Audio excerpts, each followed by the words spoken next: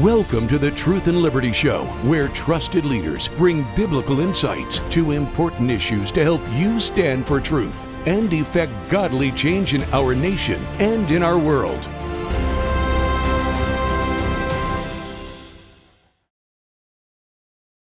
Welcome to the Truth and Liberty Show. This is a special live edition.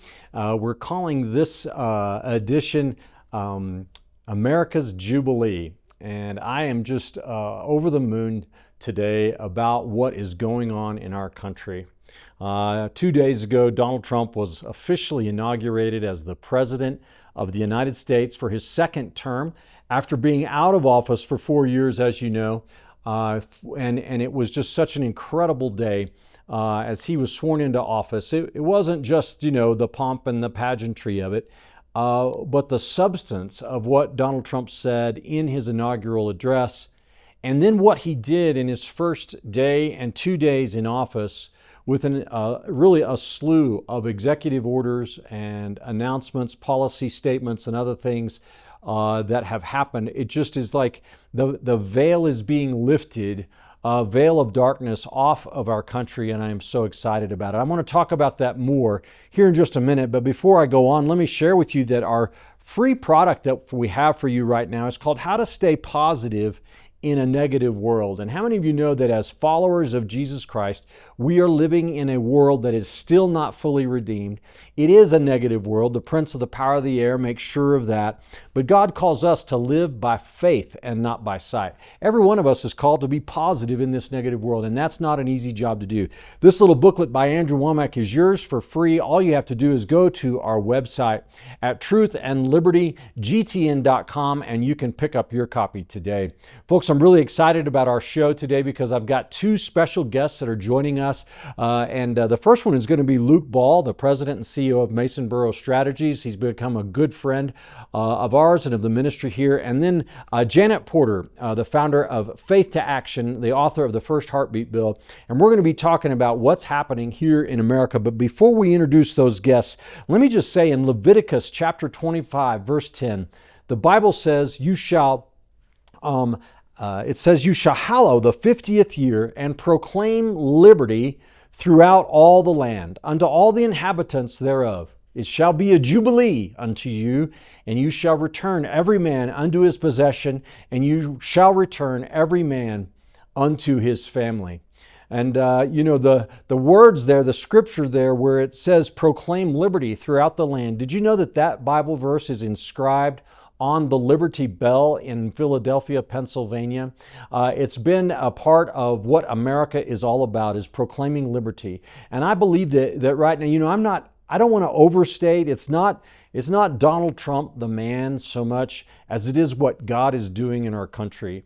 And, it's an incredible time that we are getting to witness and to be a part of here. God set aside a jubilee in Israel every 50 years to restore people to the promise, to restore people to their inheritance, if you will, and to their family, or you might say to their origins, to their calling. And I have a great sense that what is going on right now is that it's you've heard of the Great Reset by the wicked powers of darkness coming out of Geneva, Switzerland. Well, this is America's Great Reset, I believe, as we are going back to our founding principles. We're standing up again as a nation and saying we're not governed by world powers. We're going to do what we believe is right and what's best for America based on our founding principles. This inauguration, it just brought a sense of freedom and as I said, a lifting of like a veil of darkness and a fresh infusion, if you will, of energy and hope for the future of our nation. And incredible things are happening. Even liberal, woke billionaires and millionaires are coming to Donald Trump, who are wanting to be a part of the good things that are going on. I hope he keeps them at a little bit of an arm's distance, because you never know with these guys. They dangle big fat checks and you never know what's going to happen. But even the fact that they're willing to come and like Facebook, Mark Zuckerberg saying, we're not going to fact check anymore, right? the Washington Post, right, owned by Jeff Bezos, the owner of Amazon, saying we're going to moderate our editorial policy now. We've got to make sure we are representing both conservative and liberal views, and no more of these, crazy, wild-eyed woke pieces and attack pieces and this sort of thing. Today or yesterday, Donald Trump announced that every DEI, that's diversity, equity, inclusion, every DEI office in the federal government had to close by 5 p.m. today. He ordered that every federal employee assigned to those offices would be put on administrative leave, meaning they're going to get paid, right? But they're not going to be able to do their job anymore. Because these concepts in DEI, it's not rooted in merit. It's not, based on people's performance or their character, as Martin Luther King alluded to. It's not accidental that Trump was inaugurated on Martin Luther King Day. Did you know that? Right? King said it was his dream that we would one day have a nation where people were not, measured by the color of their skin, but by the content of their character. And that's what Trump is doing in this closure of DEI. This whole thing based on how people look on the outside and their sexual orientation and LGBTism and transgenderism and racism is un-American, it's unbiblical, and we're done with it. And I think it's, the people of this country are responding with great applause and enthusiasm to this. His national policy announced it in his inaugural address that the official policy of the United States is that there are only two genders, male and female. What an amazing thing that is. He pardoned over 1,500 January 6th demonstrators and protesters. And, we can debate whether any of those people did anything worthy of some kind of a crime. But what can't be debated is they were prosecuted for political purposes, and excessive punishment was imposed upon the vast majority of them. He's withdrawn from the Paris Climate Accords. He's withdrawn us from the World Health Organization. I mean, this is incredible what's going on, guys. He's taking this stand on immigration that, is just decades overdue. And so there are great things happening again today. And I think that the changes that he is implementing even on day one are going to percolate down through American culture and American society. And so there's a sense that there's something bigger happening than just the inauguration of another president. This woke agenda, I think it started in earnest when Barack Obama became president. It existed before then. The rumblings were there, the beginnings of it. But Obama announced 5 days before he took office that we were 5 days away from the fundamental transformation of the United States. And ever since then, this woke ideology, reverse racism, Marxist stuff has been growing and growing. But God just did something, brothers and sisters. He just did a mighty thing. In the election and now inauguration of Trump, we are on our way to removing this stuff, this wickedness from our country. There was something else symbolic that happened. Did you notice that former President Jimmy Carter passed away and his funeral happened right before the inauguration of Donald Trump? Now, I believe, my personal opinion, you may disagree with this, I believe that there was prophetic significance to the timing of President Carter's death and funeral. God bless him, God rest his soul, but it's a picture and an image that the American weakness, the apologizing to every foreign power, the negativism, the envy that is just part and parcel of the left culture in this country is passing away. And it's time to bury it and be done with it. And so I am super excited about this. There's going to be battles as we move forward. We're not there yet. We're not even close to being there yet. But such a significant and huge step forward has taken place that I think that it's just like, engraving, proclaim liberty throughout the land. Ring the liberty bell, guys. It is time to celebrate a reset, if you will, a rebirth of freedom in this nation.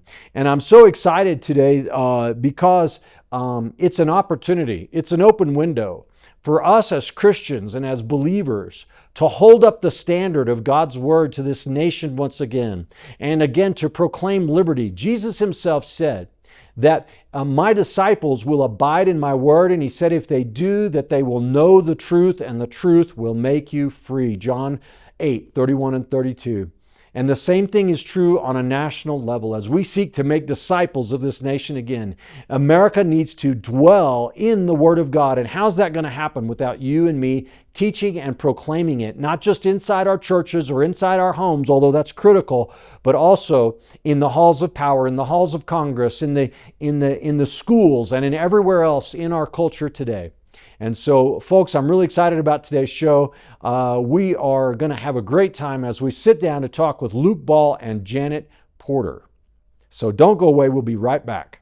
All right, folks. So I thought we were going to take a break there, but we didn't, and that's cool with me. I've got Luke Ball standing by, and we're just going to go straight to Luke, and this is going to be awesome. So, Luke, it's great to have you joining us here on this live edition of Truth and Liberty tonight. Thank you so much for having me. I really appreciate it. Yeah, absolutely, brother. Sorry about that technical glitch. You can tell we haven't done a live one in just a little while, but it's good to have you. And you're coming to us from the D.C. area.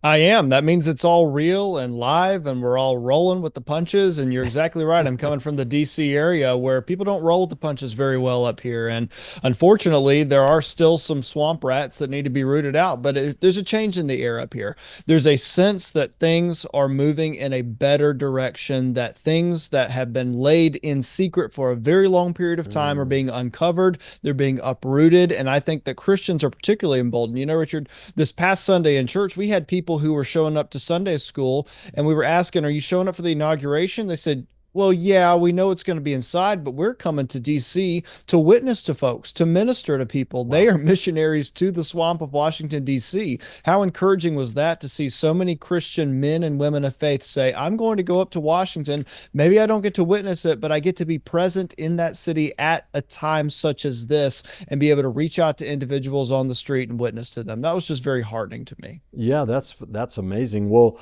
Luke, you're a political strategist and consultant, and you are deep in it there in Washington, D.C. You've served as a congressional staffer, worked for Governor DeSantis. You've helped the Trump campaign. What's the attitude there in D.C.? It seems to me, as I'm looking at it from the outside, Trump is just not holding anything back. It's like, this is our chance. We're going to take it. And as we were watching the inauguration, I saw Biden and Harris come in, and they were really sort of sullen, you know what I mean, with long faces and just did not want to be there. Even Barack Obama, when former President Obama came in, of course his wife wasn't with him, which says a lot. And even he seemed sheepish, as he just humbly came in, shook his head, kind of moved over and took his seat. It looks like the Democrats are running with their tail between their legs. What are you seeing? I think they're all in maybe the fourth of the 5 stages of grief at this point. It's just kind of a very high spectacle to see all of it. But I'll tell you, Richard, now that the campaign's over, I can kind of be a little more transparent. I did get to work with President Trump over the campaign, either through his Save America PAC before he even announced, or on a super PAC, and then moving over to his campaign. So I got to see very much at the beginning how it seemed as if a lot of people had abandoned him. Republicans had abandoned him. Democrats had abandoned him. He was just alone with maybe 6 of us around him and the staff members of the Save America Political Action Committee. And then over time, he started proving everybody wrong that had counted him out. Honestly, that's how he does things best, is when people count him out, he comes back and he proves them wrong. You saw that happen in the 2016 election. You saw it happen this past election. He just came back and everyone had counted him out, thought that everything was over, and he proved everybody wrong. So up in DC, things are going to be drastically changing. I saw one Politico article recently that was highlighting how real estate values in Washington, D.C. are probably going to go down because there's going to be a flood of supply on the market from all the people who are getting fired from the bureaucracies up here in Washington. And you've already seen that start to happen. I saw some people posting on social media who were the head of the DEI office looking for jobs and positions. And my encouragement to them would be maybe go and learn a trade, or maybe go and learn something that's actually practical instead of a made-up underwater basket weaving job degree that you have over there. And they're not going to be in this town, at least under a Trump administration. So it's really encouraging to see that we are getting rid of the woke garbage that has plagued our nation for so long. And something has shifted in the air up here, Richard. There's just a new sense of excitement, a new sense of encouragement. And it just feels like we're ready to be patriotic again. Things like we're not ashamed because we drive down Independence Avenue and see the pride flag flying in front of our government building. buildings or some woke version of a DEI flag. The churches in Washington are also, by and large, unfortunately, very much leaning into the leftist woke culture. And you saw that kind of clash with one another over the last 48 hours with this minister that tried to confront President Trump. And he just rolled with the punches and he was like, you know what? I'm going to keep going on the agenda that the American people set me to. Yeah, absolutely. Well, Luke, I'd like to just play a little clip right now from President Trump's inaugural address and get your reaction to it. If we're ready with that first clip, let's go ahead and roll that.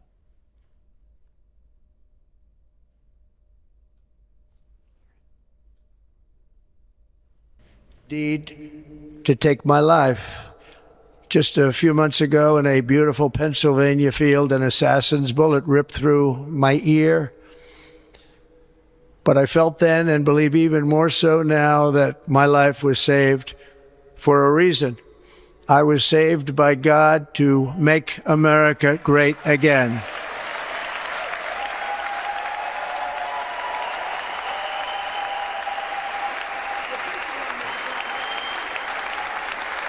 Thank you. Thank you.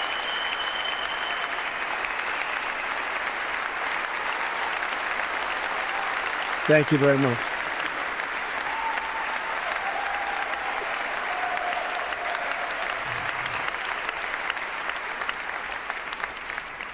That is why each day under our administration of American patriots, we will be working to meet every crisis with dignity and power and strength.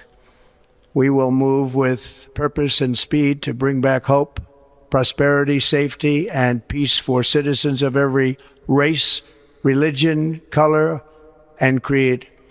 For American citizens, January 20th, 2025 is Liberation Day. All right, brother. Were you able to hear that clip from the speech there? Well, President Trump is back. I mean, he's the one who is going to set everything in motion here. And the thing with his speech yesterday, which I got to see a large portion of, was that it was just hopeful again. And he had to do it in front of Joe Biden and Kamala Harris. And it was just a revitalization of what America is going to be. America is back. This theme that you had on the program as well is very encouraging because it matches exactly with what President Trump is saying. Like, America is being revitalized here. And I spoke with one of my friends earlier today, and they were like, you know what? It's really so much a return to common sense, if it is anything, because we have to have a conversation with folks about how many genders there are. We have to have a conversation about whether or not we should have drag queens in the schools with these little children. That should never even come up. A lot of the things that they're trying to teach these children in schools would get you banned from your work and at a meeting with HR by the end of the day if you brought them up in the workplace. And so Trump has brought America back to the forefront very quickly, even with these first few executive orders. And that just kind of sets the tone for how the rest of the administration is going to go. Well, absolutely. And, I'm glad you mentioned the hope that was in that message. That's a positive vision for America. It's not built on, envy and, grievances against different groups and classes, sort of like what we hear out of the left all the time, but talking about the principles on which we're founded in freedom and liberty and equal justice for everyone. I feel like even liberals ought to be encouraged by this. Oh, definitely. And the thing is, this is not just some monarch who was installed because they were the next person in power. The left is acting as if this was some calamity of calamities, a usurpation of our democracy. And it was quite the opposite. It was the fulfillment of our constitutional republic where we go in and elect somebody and select them to go in and lead. And this mandate has been given to him by the American people. So all of the policy positions that he's rolled out just in the executive orders, the left can clutch their pearls and act as if they're totally shocked and horrified, but it's what he said he was going to do. Trump spent the first 24 hours in office fulfilling all of his promises, and Joe Biden spent the last 24 hours in office breaking all the promises that he said he would not do. Things like pardoning his entire family, pardoning members of the January 6th committee, things of that nature. So I think that as you're looking for the next 4 years, this is not about Republican or Democrat on many issues. It's on the economy and foreign affairs. These are things that are irrespective of party party lines. They're bipartisan issues,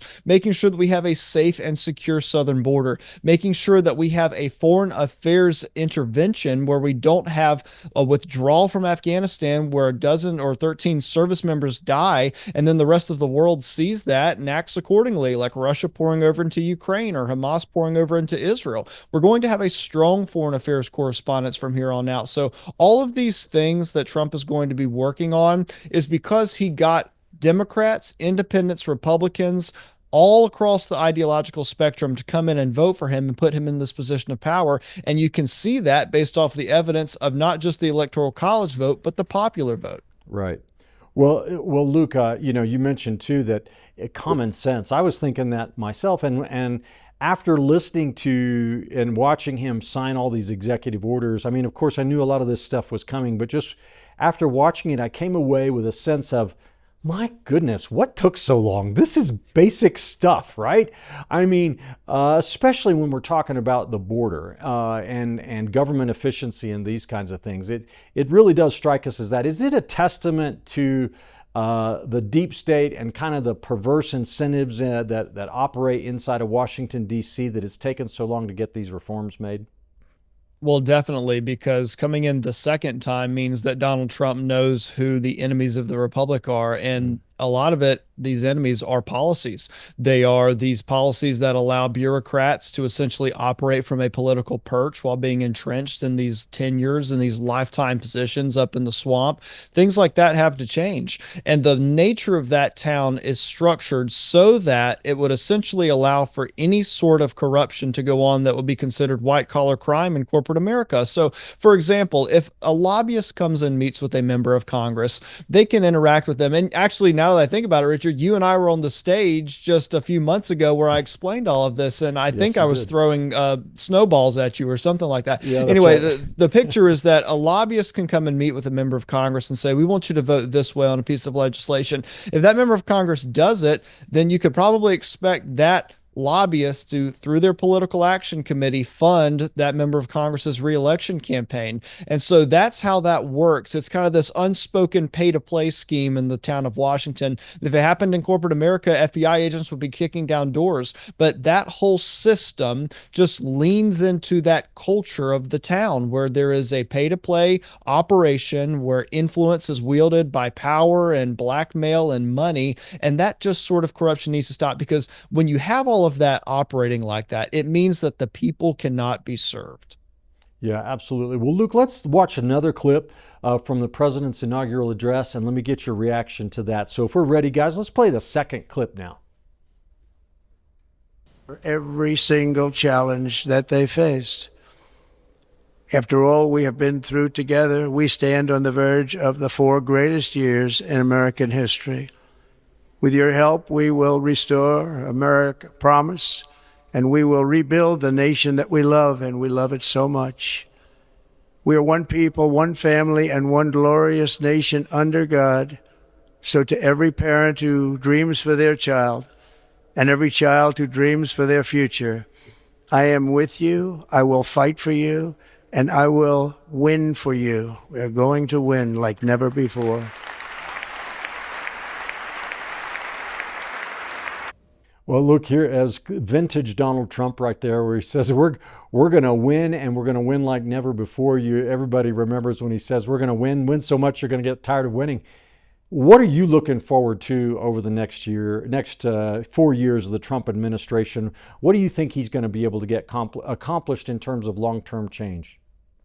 Well, first of all, it's really gratifying because that is his stump speech, and I've heard him give it for the last 3.5 years when everybody thought that he was toast. Everyone thought that he wasn't going to be able to come back. He's just said consistently the same line over and over and over again. So now that he's able to come back to Washington and say it from a position of triumph is just extremely gratifying. I hope that we get back to common sense, as we were just talking about. I know that the pro-life issue was a major point in the debate of our political political discourse over the last few years. I hope that we see pro-life policies and judges that start to point out facts, start to point out science. I mean, science is on our side on this issue in this debate. And if we actually listen to the science, we will see that life begins in the womb. Life begins at conception. I want to see our economy grow bigger and better than ever before. I want to see our national defense make the world look at us and say, I'm not going to cross that guy because I don't know what he's going to do if they come after us, in which return protects our American soldiers, all of which who are overseas or here at home, and we don't have to get involved in any foreign conflict. And I also lastly want to see us secure our southern border and make sure that we know who is coming across that southern border, because we know that we've encountered hundreds of potential terrorists on the terrorist watch list, and those are only the ones that we caught. And I actually will tack one final thing onto the end of that. I want to see some fiscal responsibility up in that town, but that by and large lies at the feet of the House of Representatives. Their fiduciary responsibility to the United States is to actually pass a balanced budget. The last time they did that, I was 5 years old. So let's maybe see if Congress can get whipped into shape and actually pass a balanced budget so that we can have an economic prosperity like we've never seen before. Well, absolutely. Well, Luke, you know, the Republicans in the House, they've got just a razor-thin majority. What is it, 2 seats? And something like that. Boy, Speaker Johnson's got his work cut out for him, doesn't he? Is that going to be the Achilles heel of the Trump administration, is getting stuff through the House?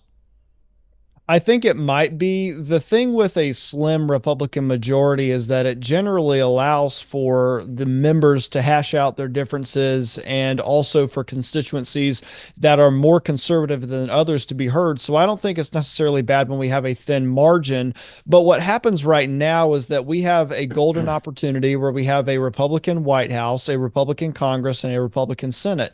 And it seems as if Republican spiritual gift is messing up a trifecta opportunity. Every time that we get that, we seem to fumble the ball and not get anything accomplished. If we think back to when Paul Ryan was Speaker, we had the same situation. So Donald Trump recognizes that this is a very slim opportunity for him to get this agenda across the finish line. So I hope that Congress is able to pull together and act in the best interest of the American people. Whenever you see folks kind of splinter off a little bit, it's going to be a case-by-case basis. I don't know if Donald Trump is going to endorse every piece of legislation that goes to the House of Representatives. I think he's going to have a lot of other things to do. It's going to be on key issues of legislation related to either the border or making sure that we get some sort of a fiscal budget passed and not have all these continuing resolutions where we kick the can down the road for a little bit. So it's okay if we have a discourse within our Republican Party, but when we have a stalemate because of maybe a few minor issues that people won't compromise on, I'm not talking about issues of morality. I'm just talking about issues of things where maybe we didn't get our way a certain period of time. Hopefully we can come around to the table and get things across the finish line. Absolutely. Well, you know, the executive orders, just swinging back to those for just a minute. Some of the ones that I didn't see coming that I think are really important are the ones that relate to tightening up the federal bureaucracy. You know, he's like put a hiring freeze on the entire federal government, and until further notice, we're not hiring anybody. He's just revoked the security clearances of 51 intelligence personnel who were involved in the cover-up. The misinformation about the Hunter Biden laptop, and on it goes, and announcing the policy is going to be merit-based, closing the DEI offices, and of course, everybody knows about the opening of DOGE, Department of Government Efficiency. So this is like a new day in America again there in the regulatory and bureaucratic state too, isn't it? Yeah, I completely agree. And all of the things that you just mentioned are campaign promises that he's come around and fulfilled. And all of the executive orders that have come out have been very solid. It's why it's crucial that Congress has to come in and actually execute a legislative agenda that will outlast these executive orders, because these were overturning a lot of the things that Joe Biden did. And if Congress can solidify them into law, then we can have a lasting legacy far beyond whatever any of these executive orders can offer. But again, it's just a return to common sense. A lot of these different policies that you've talked about are setting the tone for the next 4 years, because signing pen to paper is one thing, but it's also going to take a lot of operational work. It means getting these cabinet appointees in.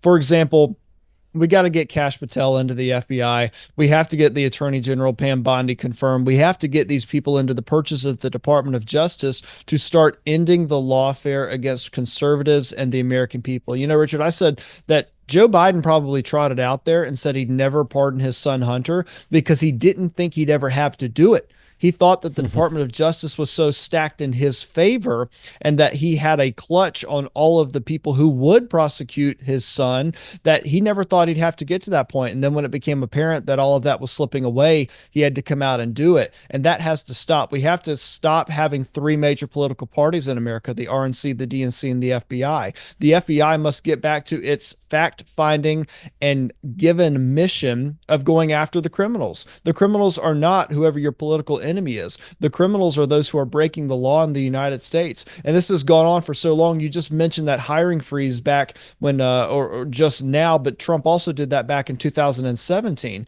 Like, we got to stop spending an enormous amount of money on things that we do not need. Staffing is crucial. There's a saying up here in Washington in conservative circles, personnel is policy. The staff that you have are going to be the ones that set the tone for your legacy and the mission that you have in any particular office. And if you don't have good staff, you won't have good policy.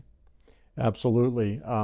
Well, and you were talking about the housing prices dropping in Washington. What is it going to take for Trump to actually break down the deep state that we hear about so often? Is it enough for him to put a hiring freeze and all these other things? Or are we going to have to get down below the political appointment level and start dealing with these political operatives that are actually in the merit protection system in the federal government?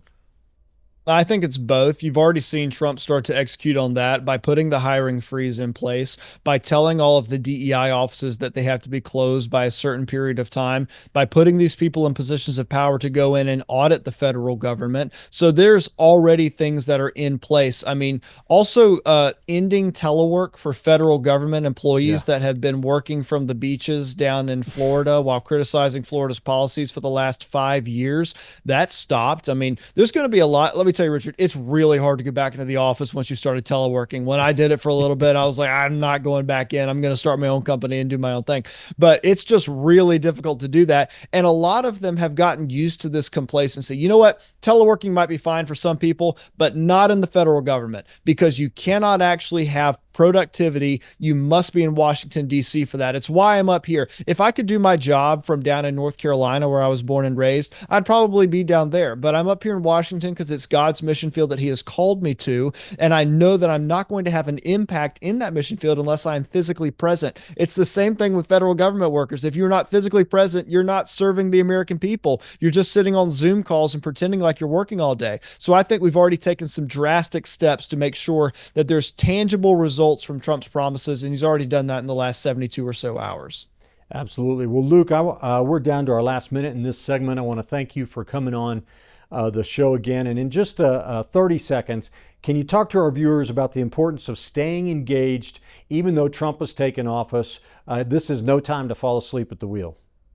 Oh, yeah, we've won the playoffs. We've not won the Super Bowl yet. Winning the Super Bowl means we go out and do the things that we said we were going to do. So we have to go out and actually get these agenda items across the finish line. Because we won, it puts us in the position to go out and fulfill the promises. But unless we go out and make sure that we actually get them across the finish line, and to our viewers, that means holding your elected representatives accountable to make sure that they do the things they said they were going to do and support Donald Trump. If we don't do that, then all of this is for naught. So keep a close eye on Washington. Hopefully we see some great results coming out soon.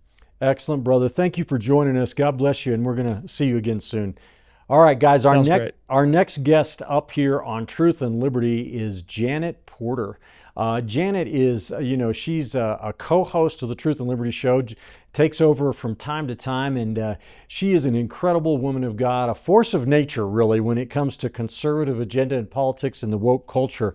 Let me tell you, she's the founder and president of Faith to Action and the architect of the first heartbeat bill, the original concept of a heartbeat bill, that that if a heart is beating, the life must be protected.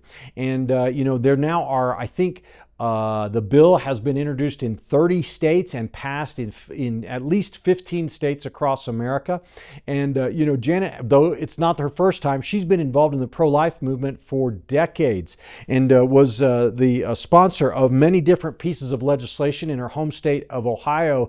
Things like, restricting hospital privileges, requiring notification of parents, ultrasound laws, and many other things. But Janet was the host, actually, of a 60-second daily radio commentary which aired in more than 300 markets for nearly 20 years, and a 1-hour syndicated radio program for 7 years.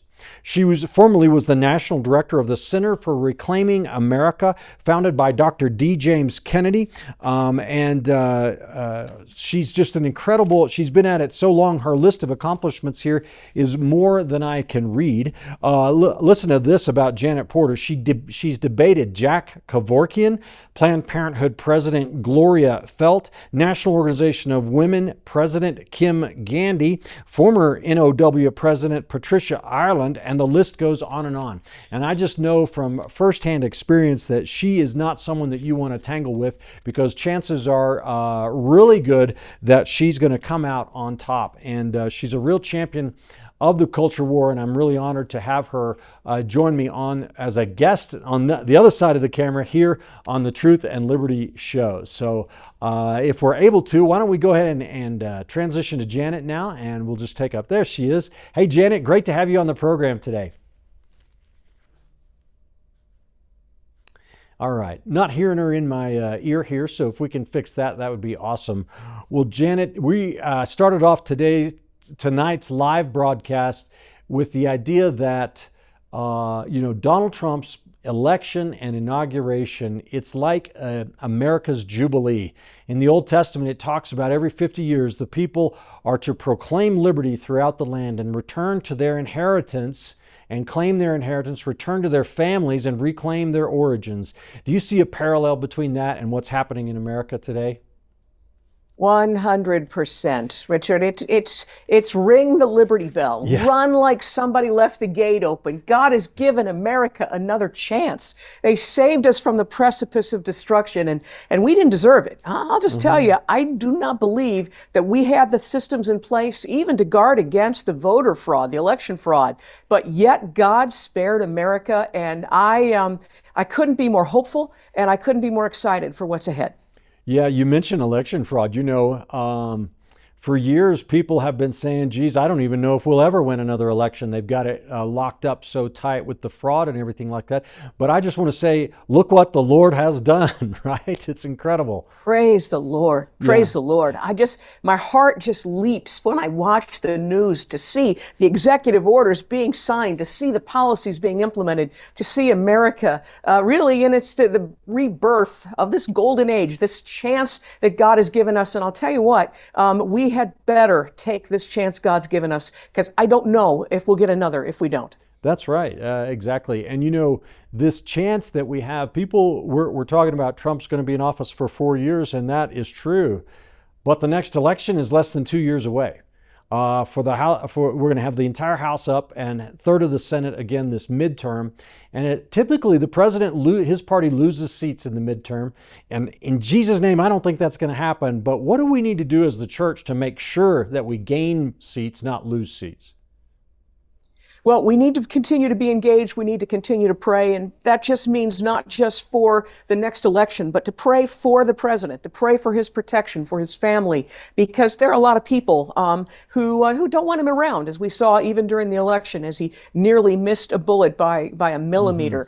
We've seen God just give us grace, but we cannot be asleep at the wheel. We've got to continue to be engaged. There's a lot of good things that are happening.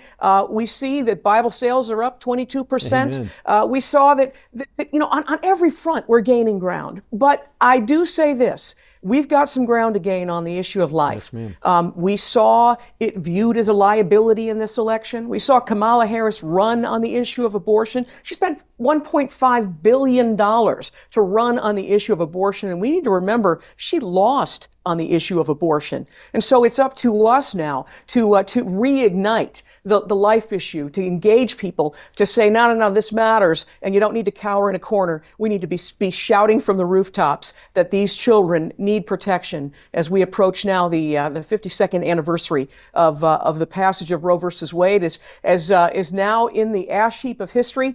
As we were together, Richard, when that happened, we've got the opportunity to gain back this ground, and we need to take it. By the way, it's as we celebrate the January 6th prisoners, the 1,500 prisoners who've been released, many of whom just were there peaceful protesting outside the Capitol, the People's House.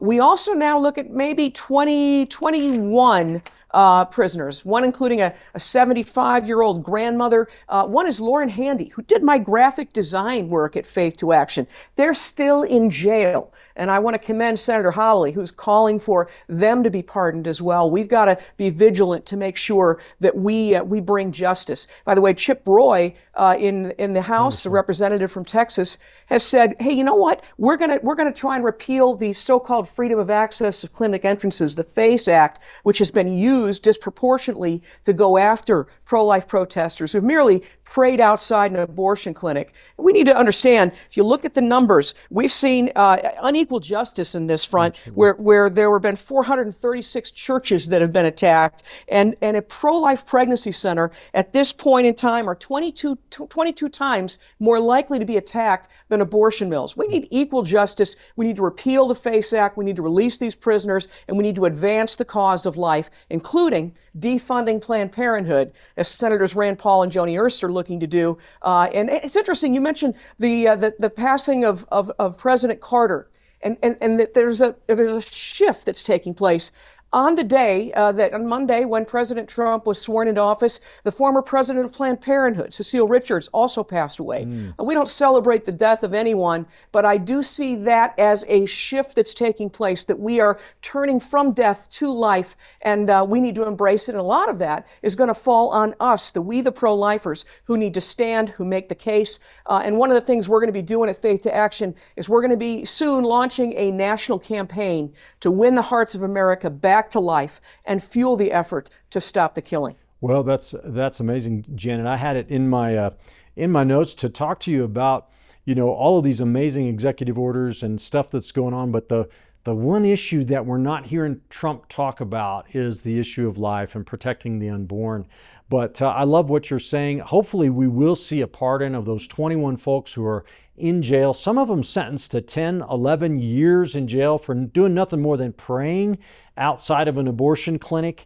We know SWAT raids on their homes and all this kind of draconian, this is stuff that happens in Marxist nations or Nazi Germany, where you're trying to intimidate your political opponents. It's time for justice. I agree 100%. Do you think Trump will pardon those folks who were convicted under the FACE Act? I believe he will. And I believe that the pressure, we just need to keep the pressure on until it happens. He's got a lot of things going on, but this one's a very, very important one, because you've got innocent people sitting in the DC gulags for merely praying in front of an abortion facility. Again, grandmothers who have been sitting in jail, my graphic designer who was exposing 5 dead babies that they found. Instead of going after the people who killed those children, perhaps illegally, as they were late-term babies that were killed, they're going after the protesters, shoot the messenger. That's what's been happening, and that's the shift that we see. We see it in the executive orders, that we're not going to see the government have this unequal justice. We're not going to have a weaponized Department of Justice. We're not going to have the government censorship. It's so hopeful. It's so encouraging, and I believe the best is yet to come. That he's not going to let these innocent Americans sit in jail who don't belong there. Yeah, absolutely. Well, Janet, we as a country, we've been kind of suffering under this woke onslaught of anti-American ideology ever since Barack Obama was inaugurated as president. But I want to play a clip from Donald Trump's inaugural address right now and ask for your reaction to it. So if we're ready with this third clip, let's roll that.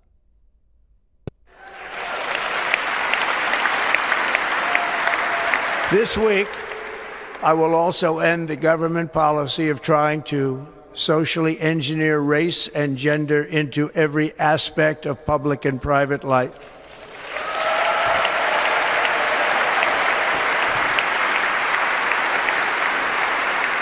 We will forge a society that is colorblind and merit-based.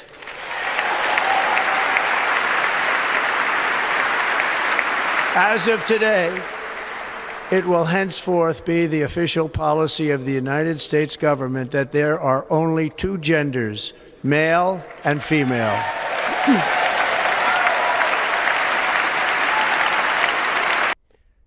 So, Janet, what do you think about that? Pretty awesome, huh? Welcome to common sense. It's interesting, Richard, if you look at the executive order, it points out that those genders are determined at conception. You know what I'd like to see? I'd like to see an executive order that recognizes the human life and the right to life, the constitutional right to life at conception. There's another idea that we could float to the president. We've got 4 years, but I just want to say we want to take advantage from the gate, out of the gate. We need to do everything we can, and we can't leave the issue of life behind. That is, I believe, the prerequisite issue to every other issue we face. It's the premier issue, and we had got to make sure that stays on the forefront. We've got the Born Alive Infant Protection Act that's being voted on coming up this next week in the Senate. We've got to stay firm on this, and we need to advance. By the way, I don't believe that we leave our mission behind because people were afraid to talk about this in the election. For example, I want to see the federal heartbeat bill moving in Congress. People say it's a states' rights issue, but you know what? There are some issues that are so premier, so preeminent. One, like slavery. We don't have some slave states and some free states. In the same way, we shouldn't have some states where we kill children and other states where we don't. We ought to at least, at a minimum, recognize a fellow human being and trust the science whose heart is beating. And I think it's time for us to get that federal heartbeat bill moving again in Congress. And it's just going to take the pressure of the pro-life people, the prayers of the church to rise up and to make sure that this issue stays on the forefront so that we can use this time that we've been given. And I just don't believe for a minute that, and we saw it in the debate, something very telling. I think we got a message that was very strong. When they asked President Trump, hey, would you veto a national abortion ban like J.D. Vance said? And his answer was, hey, you know what? He didn't speak to me about that before making that statement. In other words, the signal he sent that I heard to pro-lifers is, I will not veto a bill. By the way, a pro-life heartbeat bill is not a ban on abortion. It's a reasonable regulation that recognizes the science and is a compromise bill that protects at least those children whose heartbeats can be heard, the same as any other fellow human being, the same as anyone we'd find lying on the street, we'd check for a pulse. That's what you do in America. You don't bury people who have a heartbeat. We never had a funeral for people with a beating heart. So we need to get back to the science, get back to show that to deny a heartbeat is to deny science. To ignore a heartbeat is heartless. And so that's what I believe we need to move toward, but I believe a national campaign's in order so that we win America's heart back to life as we need to. Well, Janet, you mentioned the Born Alive Protection Act. It's actually passed the House now and pending in the Senate, if I'm right. Yeah. What do people need to do to help get this thing through? They need to call the Senate, 202-224-3121, if memory serves, and just ask your senator to pass this bill that simply says, hey, if this baby is born alive, don't kill it. Don't commit homicide in that case. At least at that point, give that child the protection that any other human being would be afforded. And those who vote against that need to be brought to task in the upcoming elections. And remember that these are people who are in favor of killing children who are born alive, and we need to hold them we need to hold their feet to the fire in this upcoming election and make sure nobody gets away with a vote for murder. Are you confident that if it passes that Trump will sign it? 100%. Yeah. I have no doubt. Now we've got to reach the 60 vote threshold. There's times when you can bypass that. That's a big ask right now, and where we are in the Senate votes. But if it gets to President Trump's desk, I have no doubt that he'll sign it. In the same way, I have no doubt that he'll sign the Laken-Riley Act, which just passed and is heading to his desk now, to protect those illegal aliens who, we heard from this national prayer service with this very anti-Trump woke woman, so-called Pastor Bud, talking about people who are afraid. Hey, how about Laken Riley? She was pretty afraid as she fought for her life in Georgia from an illegal alien. Those who faced the rapists, those who faced the brunt of these wide open borders and the consequences of what happened under the Biden administration, under the Harris administration. And we need to stand up and say, you know what, we're calling out the woke pastors too. We're calling out the Trump haters. And it's interesting, we see a shift. Not only in you see it with, as you mentioned, with Elon Musk, with Mark Zuckerberg, who said, "Oh, we didn't censor during the last election," and now they say they're not going to censor anymore, which is kind of nice to hear. Stop doing I guess. Something you never did, right? Yeah. Yeah, we never did it, but we're going to stop. So what we're seeing, though, is a shift that even in restaurants, we're seeing all over the country where people are automatically repealing the DEI, the woke stuff, the pride flags. There's a shift because it's safe again to express common sense in America, to be of an opinion that is just biologically sound, like there's two genders, for example, and that we shouldn't censor free speech. And we should guard our borders. And you know what? There is a national emergency, not only at our southern border, but with energy. And we're going to drill, baby, drill. These are exciting times. And yeah, I saw the Babylon Bee reported that not only are we going to rename the Gulf of Mexico, they reported that we're going to reclaim and call it the American Ocean and Marjorie Taylor Greenland. That's just kind of funny. That's a little joke, but it's just exciting that who would have thought that you'd have somebody that thinks so far outside the box that it's just I laugh sometimes when I hear his press conferences because he thinks up things that we haven't thought of, and it's exciting to see. Yeah, absolutely. Well, these executive orders are great, but the next president can come along and repeal all of them and impose his own. The Democrats are going to be suing. They already are. For example, 22 states, all of them blue, just filed a lawsuit to block the executive order banning what we call birthright citizenship. It doesn't ban birthright citizenship. It says that children born to parents that are here illegally are not entitled to citizenship. A common sense interpretation of the 14th Amendment, but they're suing, is my point. I'm sure the liberals are going to fight where they can, tooth and nail. What do we need to do as Americans to help Trump's agenda and to make sure, like I said, that this movement takes full and deep root throughout the country? Well, we need to be vigilant. That's the price of keeping our republic. One of the things I saw there's I guess a few of the J6 prisoners that the DC gulag's not letting out.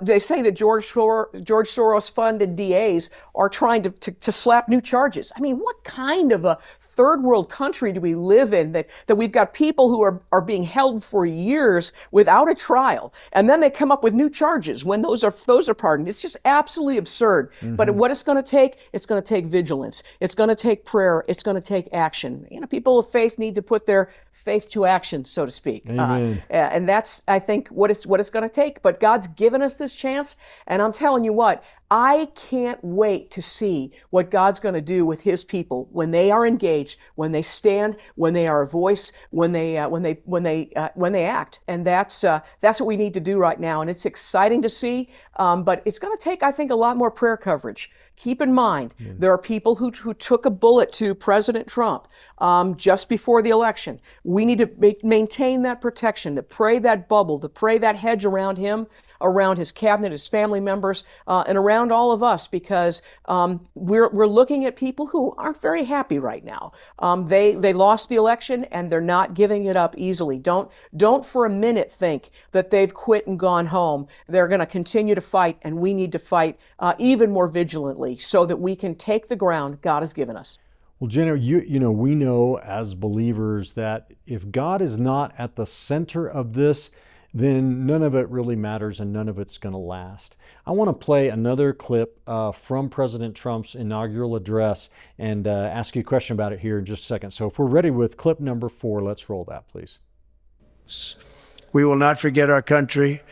We will not forget our Constitution. And we will not forget our God. Can't do that. Janet, Trump himself, we can debate, his level of relationship and faith in the Lord and whatever. But one thing is that he's never wavered from this kind of idea that, the God of the Bible, it's America's God. We're a Christian nation, How refreshing is it to you to hear the President of the United States acknowledge our common faith in the God of the Bible? It makes your heart leap when you hear him acknowledge not only that God spared his life for such a time as this, but that we and this has been the prayer all along, that we would be a nation whose God is the Lord. It's not so much even that God blesses America. It's time for America to bless God. Amen. Because he has blessed us. He's given us mercy that we didn't deserve. He's given us grace. And we need to acknowledge him. And recognize that this is by him, it's for him, it's through him, and we're gonna see him continue, I believe, to make America great again. And the secret to being great is being good. As Alex de Tocqueville said, that America will continue to be great because America's good. America's great because America's good. Mm-hmm. We've got to continue to bow before the Lord, and that's another thing that the president said. If you heard in one of his speeches he gave this week, we bow to God. And we need to obey God. That's really what it's all about. Not just giving him lip service, but to do what he says. You love God when you keep his commandments, as Jesus said. You love me when you keep my commandments. And that's what we've got to do across the board. Not only with the gender stuff, the freedom of speech, not only with securing our borders and providing our energy, but also restoring that formerly inalienable, should be inalienable again, that God-given right to life. We can't make it a slave state, free state thing of some states kill children, some don't. We've got to have a national policy. And if we can't protect them from conception, we can at least protect them nationally from when we hear their hearts beat. And that's what I'm going to be working for in these next 4 years, because I don't believe for a moment that President Trump would ever veto a bill that protects babies with beating hearts. Well, Janet, we're here at Truth and Liberty. We're going to be right along there with you, fighting for life. And just one quick question. The news media made a big deal out of the fact that Trump didn't put his hand on the Bible during the swearing-in ceremony. I have a theory about that, but what do you think about it? Is it really a big deal? Yeah, I've heard a lot of things about it. I believe that what happened was they were behind in the schedule. I mean, we went like a minute without a president. I think we've gone 4 years without one, frankly. But there was a rush that the Chief Justice came in before Melania could come up with the Bible. I wish he would have put his hand on the Bible, yes. And maybe they'll repeat that. But I don't see that as any lack of commitment to God or his commitment to adhering to the oath of office to defend our Constitution. So. I wish he would have, but it doesn't bother me. I think it was a timing issue because they were behind in the schedule. Yeah, that's what I think too. Janet, thanks for being on the show. It's been great seeing you and having you on as always. God bless you, and Thank you. Let us know how we can help. Folks, also I encourage you to support Janet in all that she does by going to her website at faithtoaction.org and becoming a partner of her ministry today. And let me just close today's show by reminding you about the Bible verse in Leviticus 25:10. Where it says, "And you shall hallow the 50th year and proclaim liberty throughout all the land unto all the inhabitants thereof. It shall be a jubilee unto you, and you shall return every man unto his possession, and you shall return every man unto his family." Today, this week, we have witnessed the beginning of America's Jubilee, and the great times are ahead for us as a nation. God is resetting us back to our founding, resetting us back to, I think, His Word. I think this is all a fulfillment of the prophetic word that came to us through Andrew Womack in 2021 and others, that the third great awakening has already begun. And we're seeing it manifest now in the political realm. And this is not a time to sit back and say, oh, God is sovereign, He'll make it happen. No, this is a time to wake up from sleep and say, look what God has done and is doing. And Lord, I want to be a part of what you're doing. And let's fight for righteousness and fight for truth and fight for freedom.